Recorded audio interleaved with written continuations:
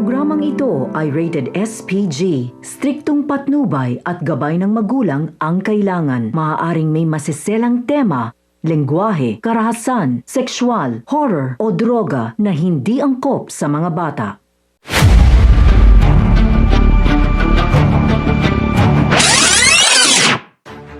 Mga kapamilya, magpapadala kaya sa sindak ni Ramon si David kung kaya't unti-unti nang mabubulilyaso ang mga plano ni Olga?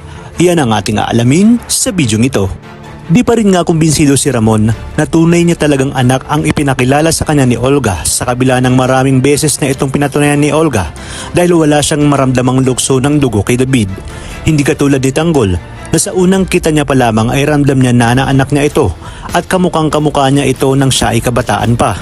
Kinabukasan ay isasama ni Ramon si David sa isang firing range upang obserbahan kung paano ito kumalabit ng baril. Ayon pa kay Ramon, ang isang Montenegro ay matapang at buo ang loob. Sa unang pagsubok ay sumablay si David hanggang sa maulit ito.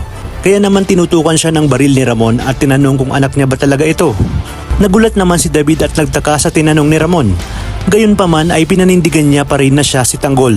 Kinabukasan nga ay isinama niya na ito kasama si Don Julio upang ipakilala ang kanilang mga negosyo. Ngunit mariin itong tinanggihan ni David dahil ito nga ang napag-usapan nila ni Olga.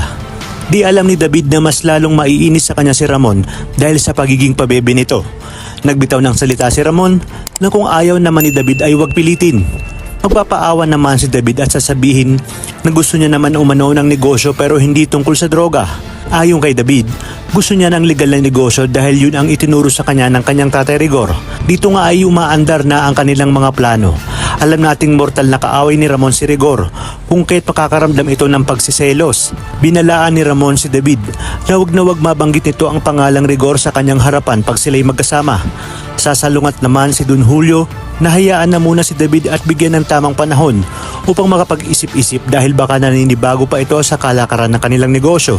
Sa kabilang banda, nakaisip na nga rin ng paraan si Olga na magamit niya si Mokang labang kay Ramon dahil pag dumating umano ang araw na malaman ni Ramon ang tungkol kay David ay palalabasin niyang wala siyang kinalaman at magkasabot sina Mokang at David sa lahat ng pagpapanggap. Sinabi pa ni Olga sa kanyang sarili na sina Mokang at David ang nagplano ng lahat dahil gusto nilang makuha ang lahat ng kayamanan ni Ramon. Habang si Marsing naman ay magsisimula ng iparamdam kay Roda kung anong pinaramdam nito sa kanila. Kaya naman ito na ang kanyang unang patitikimin ng kanyang 5-6 hanggang sa dumating na nga sa punto na mapilitan ng mangutang si Roda at saka siya gigipitin ni Marsing na siyang bagay na ginawa noon ni Roda kay Marsing. At pakaabangan nga natin ang bagong hari ng selda na siyang papalit kay Bong dahil sa matagumpay nga ang naging unang misyon ni Tanggol na mapatay si Congressman Sibilya.